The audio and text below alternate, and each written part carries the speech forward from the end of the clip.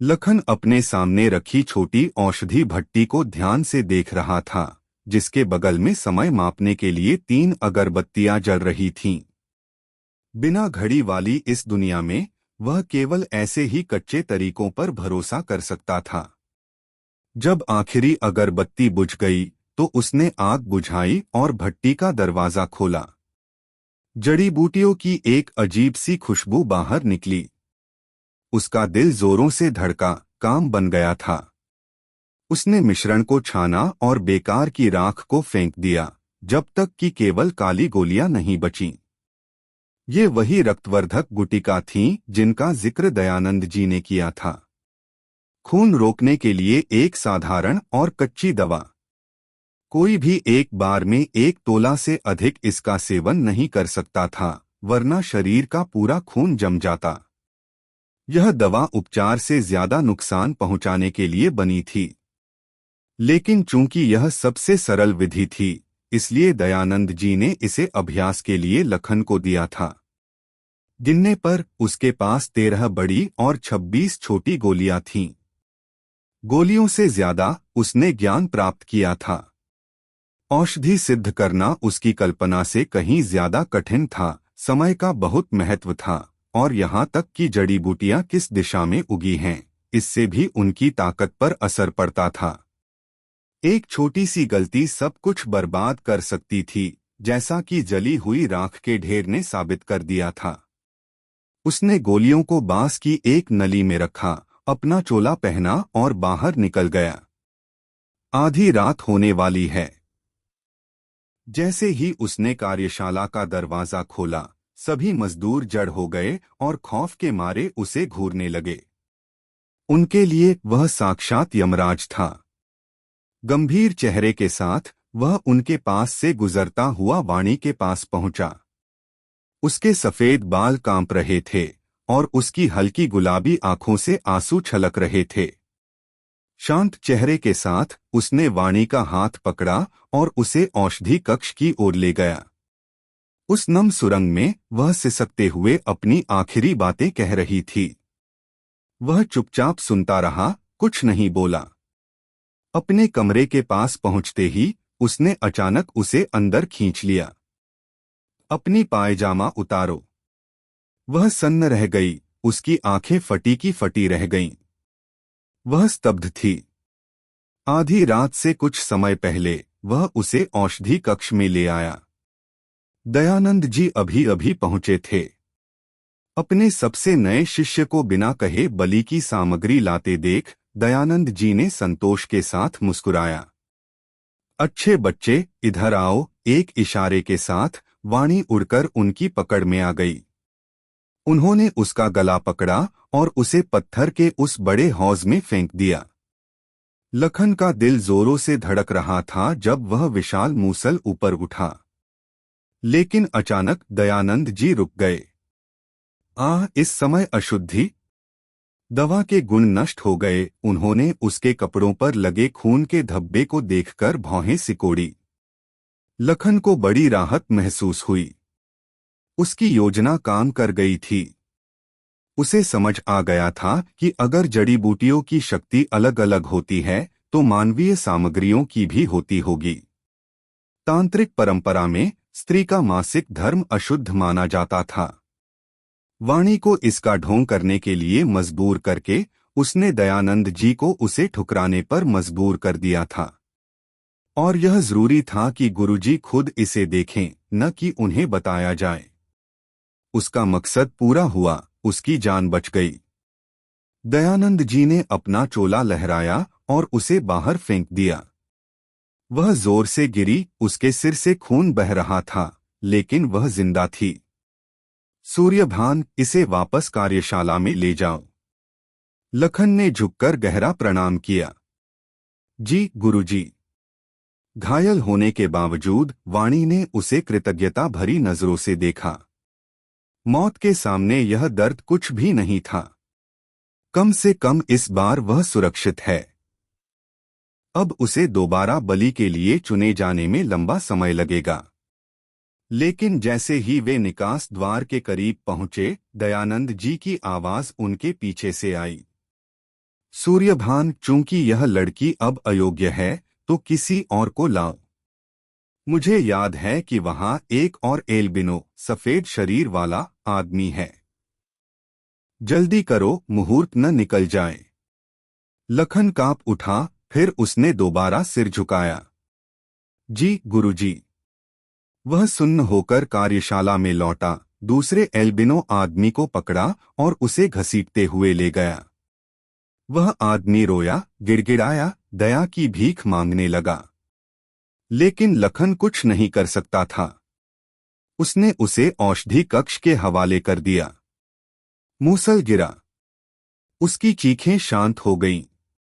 धुआं उठा, जिसमें इंसानी चर्बी की गंध थी, जो गुफा की छतों पर जमने लगी। कांपते हुए लखन मुड़ने ही वाला था कि दयानंद जी ने उसे वापस बुलाया। क्या तुम औषधि कला नहीं सीखना चाहते थे? ध्यान से देखो। ऐसी दुर्लभ गोलियां कहीं और देखने को नहीं मिलेंगी। उसने आज्ञा मानी, हर कदम को देखा, उनके निर्देशों को सुना, कब सामग्री डालनी है, कब आग तेज करनी है। जब आग बुझ गई तो भट्टी खुली। 7 काली गोलियां बाहर निकलीं। उत्कृष्ट, तुम में प्रतिभा है। बाकी शिष्यों में सीखने की ऐसी ललक नहीं है। लो, यह तुम्हारा इनाम है। दयानंद जी ने एक गोली उसके सामने रखी। धन्यवाद गुरुजी। लखन ने झुककर गहरा प्रणाम किया और कांपते हाथों से उस गोली को निगल लिया। जैसे ही लखन ने वह गोली निगली, उसे अपने पेट के निचले हिस्से दैंशन में एक गर्माहट महसूस हुई, जो हर बीतते सेकंड के साथ और तेज होती जा रही थी। वह जलन इतनी तीव्र थी कि उसने उस घृणा और मतली को भी पीछे छोड़ दिया, जो एक इंसान की बलि से बनी चीज को खाने से पैदा हुई थी। सूर्यभान, लखन, जाओ विश्राम करो। यह औषधि बहुत प्रभावशाली है, इसे शरीर में समाने में समय लगेगा। जी गुरुजी। अपने कमरे की ओर लड़खड़ाते हुए उसने दरवाजे के चौखट को कसकर पकड़ लिया। उसे जोरदार उबकाई आई, लेकिन मुंह से सिर्फ साफ पानी निकला। वह गोली पहले ही पूरी तरह सोखी जा चुकी थी। उसके शरीर के जोड़ों से चटकने की तेज आवाजें आने लगीं, पूरा बदन ऐंठने लगा। वह आग उसकी नसों से होती हुई अंगों तक फैल गई। उसे ऐसा महसूस हो रहा था जैसे उसे चिलचिलाती गर्मी में किसी भारी रजाई के अंदर जिंदा उबाला जा रहा हो। तपिश ने उसके दिमाग को धुंधला कर दिया। वह पत्थर के बिस्तर पर लेटा हुआ घूमती हुई छत को घूर रहा था। उसकी आंखों के सामने कार्यशाला का वह खौफ और मजदूरों की आंखों की वह बेबसी बार बार आ रही थी। वह अनजाने में दयानंद जी का सहभागी बन गया था। जिस पीड़ा ने कभी उसे तोड़ा था, आज वही पीड़ा वह दूसरों को देने पर मजबूर था। गुरुजी भले ही अनपढ़ हों, पर वे मूर्ख नहीं हैं। ऐसी अजेय शक्ति के खिलाफ सारा विद्रोह बेकार लगता है। मुझे उन्हें मारना ही होगा। मुझे कोई रास्ता ढूंढना ही होगा। उसका मन अंदर ही अंदर दहाड़ रहा था। उसने गुस्से में पत्थर के बिस्तर को मुट्ठी में भींचा। उसकी नसें तन गईं। एक जोरदार कड़क की आवाज के साथ उसने उस ठोस पत्थर का एक बड़ा टुकड़ा उखाड़ दिया। वह चौंक गया। उसने पहले अपने हाथ को देखा, फिर उस पत्थर को। उस गोली ने उसे अद्भुत ताकत दी थी। उसकी दृष्टि पैनी हो गई थी और शरीर में एक नया बदलाव आ गया था। फिर भी यह विचार कि यह शक्ति मासूमों की जान लेकर आई है, उसे घृणा से भर रहा था। लखन भैया, क्या आप ठीक हैं? वाणी ने डरते हुए दरवाजे से झांका। उसने उसकी ओर देखा, मन में द्वंद्व था, समझ नहीं आ रहा था कि क्या कहे। वह करीब आई। आपको खुद को दोषी मानने की जरूरत नहीं है। हम जानते हैं कि आप मजबूर हैं। अगर गुरुजी ने मुझे दोबारा चुना, तो मेरी जगह किसी और को मत लाइएगा। आखिर में हम सबका भाग्य एक ही है। लखन ने बात टालते हुए उसके माथे से रिश्ते खून को देखा। उसने अपनी बनाई हुई एक गोली निकाली। इसे लो, यह खून रोक देगी। वह पीछे हट गई और जोर जोर से सिर हिलाने लगी। मैं गोलियां नहीं खाऊंगी, कभी नहीं। वह कड़वाहट के साथ हंसा और गोली को एक तरफ फेंक दिया। तुम सही कह रही हो, हर दवा जहर है, न लेना ही बेहतर है। थोड़ी देर बाद वाणी ने दबे स्वर में पूछा, भैया, क्या आप गुरुजी से लड़ना चाहते हैं? लखन का चेहरा उतर गया। वह तेजी से उठा और दरवाजा बंद कर दिया। चिंता मत करो, गुरुजी अभी हमें नहीं सुन सकते। वे छाया स्वामी के जरिए जासूसी करते हैं। लेकिन बाजार वाले दिनों में छाया स्वामी उन्हें छोड़कर चला जाता है। छाया स्वामी, लखन ने भौहें सिकोड़ी। वह अदृश्य है, निराकार है। मेरे दादाजी कहते थे कि केवल सिद्ध पुरुष ही उन्हें वश में कर सकते हैं। लखन ने इस जानकारी को दिमाग में सहेज लिया। यह बहुत महत्वपूर्ण सुराग था। बाजार कब लगता है? हर महीने की पहली और 15वीं तारीख को। क्या आपको नहीं पता? क्या आपके माता पिता आपको कभी हाट बाजार नहीं ले गए? उसने सिर हिलाया। उसकी यादें, चाहे वे हकीकत हों या भ्रम, शहर की गलियों की थीं, गांव के मेलों की नहीं। खैर, मुद्दे पर आते हैं। क्या आप वाकई गुरुजी का सामना करना चाहते हैं? बिल्कुल। मैं उनका मांस नोचना और उनका खून पीना चाहता हूं। वाणी ने एक गहरी सांस ली और दृढ़ता से सिर हिलाया। तो मुझे भी अपने साथ शामिल कर लीजिए। मैं आपकी मदद करना चाहती हूं। उसकी दृढ़ नजर ने लखन को हैरान कर दिया। वह उतनी नाजुक नहीं थी जितना उसने सोचा था। ठीक है, मुझे साथियों की जरूरत है। कार्यशाला पर नजर रखो। ऐसे लोगों को ढूंढो जिनके मन में उनके प्रति नफरत हो। वैसे भी उन मजदूरों की मौत तय है, शायद कुछ लोग लड़ने को तैयार हो जाएं। वह मान गई और वहां से चली गई। अकेले होने पर उसने अपनी कमर पर लटके उस पन्ने के पेंडेंट को छुआ। उसे पुराने सूर्यभान की नाकाम कोशिश याद आई। क्या तुमने भी साथी जुटाए थे? कहीं मेरा हश्र भी तुम्हारे जैसा न हो जाए। आने वाले दिनों में उसने खुद को नीलकंठ मंदिर के कामों में पूरी तरह झोंक दिया। उसने कार्यशाला की व्यवस्था को इतने व्यवस्थित ढंग से संभाला कि दयानंद जी प्रभावित हो गए। लखन की मेहनत को देख गुरुजी उसे एक असली शिष्य की तरह छोटी मोटी औषधियों की विधियां सिखाने लगे। वे गोलियां साधारण थीं, जुकाम या घाव भरने के लिए, लेकिन गलत इस्तेमाल होने पर जानलेवा हो सकती थीं। जरूरत से ज्यादा खाने पर वे जहर बन जाती और 2 अलग गोलियों को मिलाना सख्त मना था। लखन को एहसास हुआ कि वह एक वैद्य कम और एक विषशास्त्री ज्यादा बनता जा रहा है। लेकिन असली फायदा भरोसे का था। दयानंद जी अब दवा बनाते समय उसे अपने पास रहने की अनुमति देने लगे थे। जब एक और नए लड़के को शिष्य के रूप में स्वीकार किया गया, तो लखन अब सबसे कनिष्ठ नहीं रहा। वह इस जगह का हिस्सा बन चुका था। करीब से निरीक्षण करने पर उसका शक यकीन में बदल गया। दयानंद जी अनपढ़ थे और वे अपने शिष्यों को भी पढ़ने लिखने से रोकते थे। वे बर्दाश्त नहीं कर सकते थे कि कोई उनसे आगे निकले। लेकिन तभी उसे दयानंद जी की वह पुरानी डीन याद आई। यह अमरत्व की विधि खुद महर्षि लोमश की देवपोथी में लिखी है, जो सीधे मेरे हाथों में आई है। उन्होंने कहा है कि मैं अमर हो सकता हूं तो मैं होकर रहूंगा। अगर वे खुद नहीं पढ़ सकते थे और उनका कोई शिष्य भी पढ़ना नहीं जानता था, तो आखिर वह देवपोथी उन्हें पढ़कर किसने सुनाई थी? मेरा घर कलिंग देश के पूर्वी शहर की बाओ लू गली के मकान नंबर 22 में है। मेरी पत्नी से कहना, बिस्तर के नीचे अचार के तीसरे मर्तबान के नीचे एक गुप्त तह है, वहां सोने की 2 छोटी मछलियां रखी हैं। उनका इस्तेमाल जरा संभाल कर करना, वे तब तक चलनी चाहिए जब तक बाओ बेटा बड़ा न हो जाए। चेहरे पर छालों से भरा वह अधेड़ उम्र का आदमी डर से कांपते हुए लखन के कान में अपनी आखिरी वसीयत फुसफुसा रहा था। वह आज का दवा मजदूर था, जिसकी नियति औषधि कक्ष की उस काली भट्टी में लिखी थी। लखन उसका संदेश याद करने के अलावा और कुछ नहीं कर सकता था।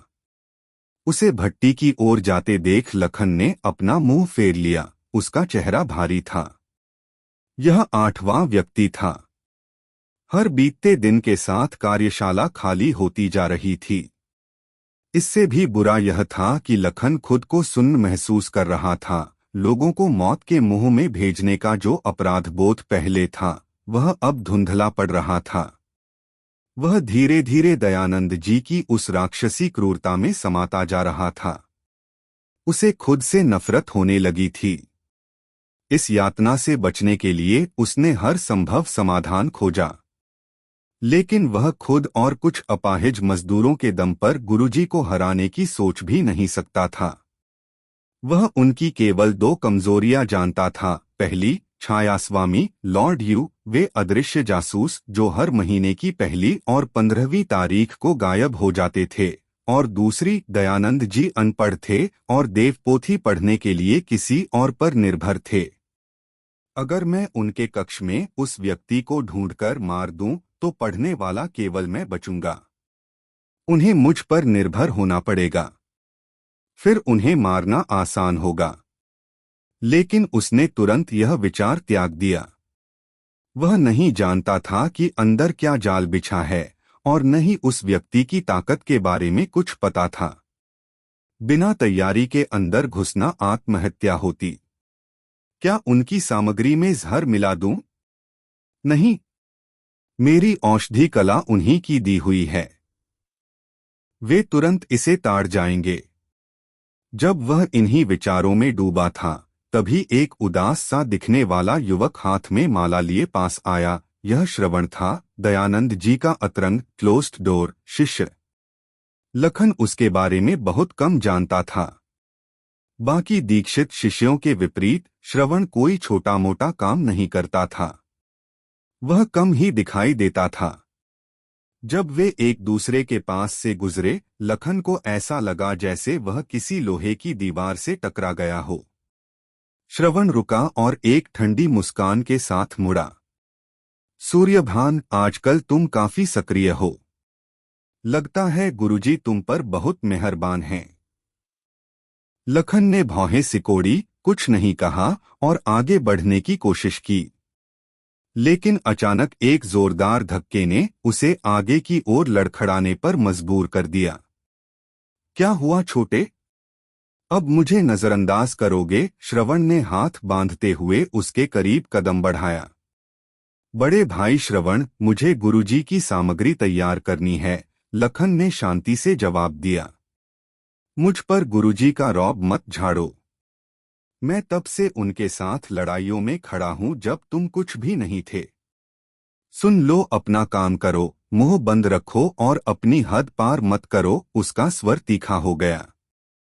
लखन को गुस्सा नहीं आया। उसने गौर से श्रवण को देखा और महसूस किया कि वह स्वभाव से जल्दबाज और उतावला है। सांप सूंघ गया क्या? कुछ बोलो। लखन के चेहरे के भाव बदले, उसकी आवाज में हल्का मजाक था। गुरुजी मुझे अपनी वजहों से पसंद करते हैं। अगर वे मेरे साथ अमरत्व का रहस्य साझा करना चाहते हैं, तो यह उनकी पसंद है। बड़े भाई, आप इसमें दखल नहीं दे सकते। श्रवण जड़ हो गया। वह लखन की ढिठाई देखकर दंग था। फिर उसका चेहरा गुस्से से विकृत हो गया। अपनी 2 उंगलियों से एक मुद्रा सील बनाते हुए उसने लखन की पसलियों पर किसी छेनी की तरह वार किया। तुम्हें लगता है कि तुम इसके लायक हो?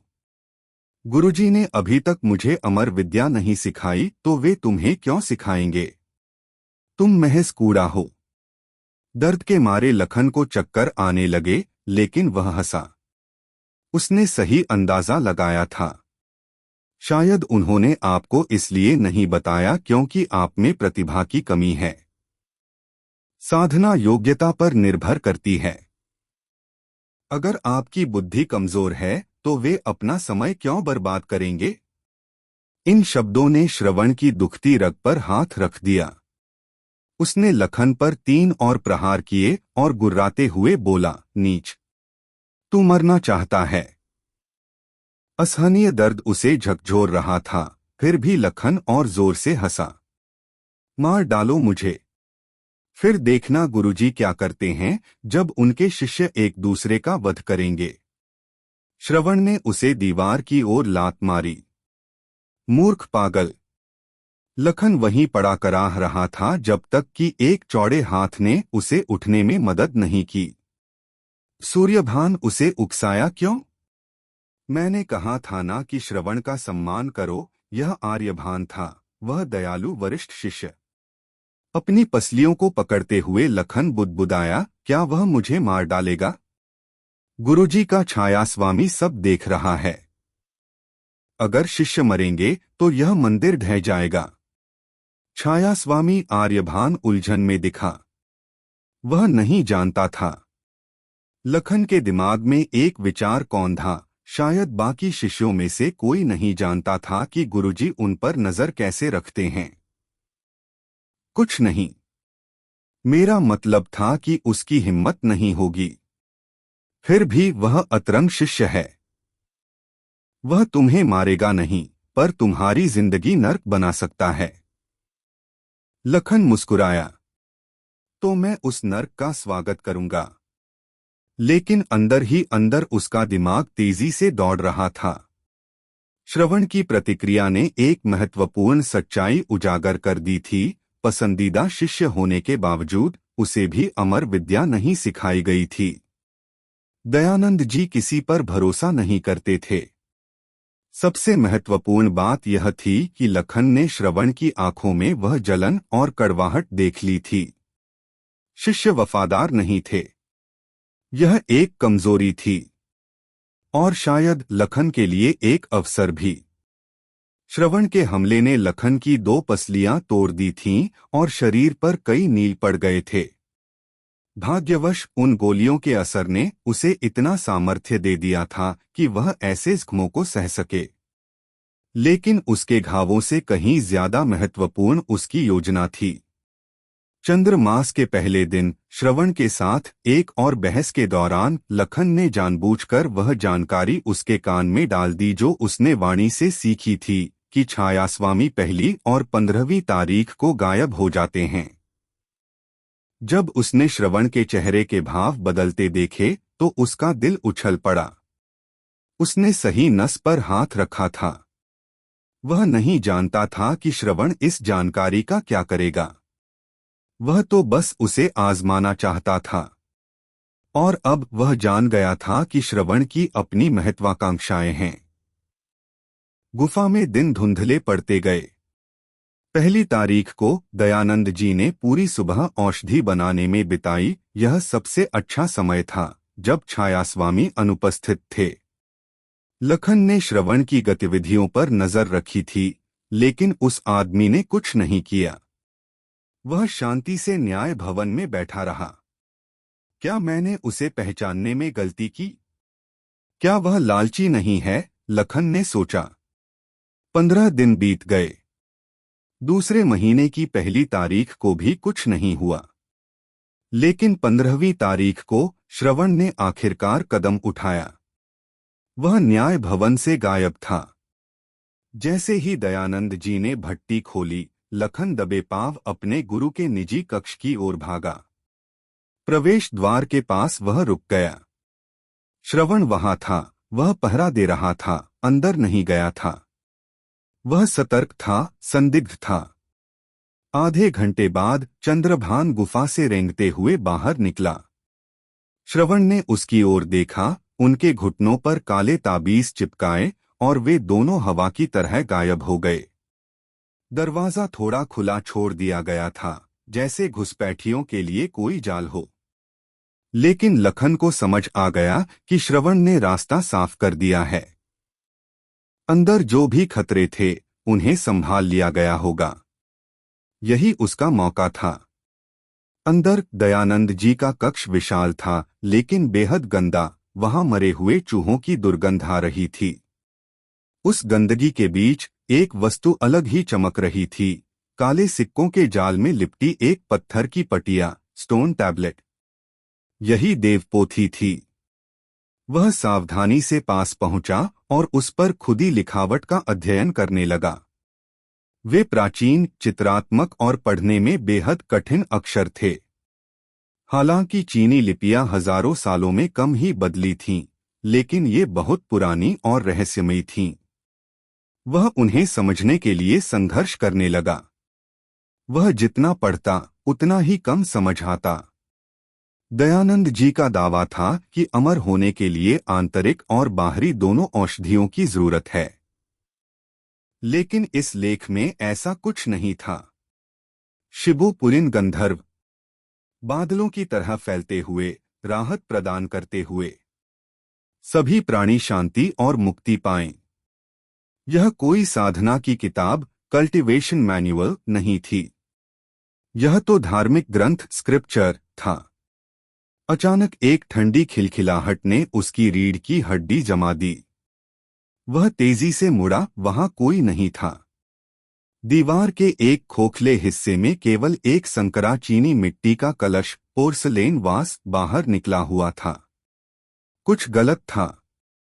श्रवण ने सब कुछ साफ नहीं किया था।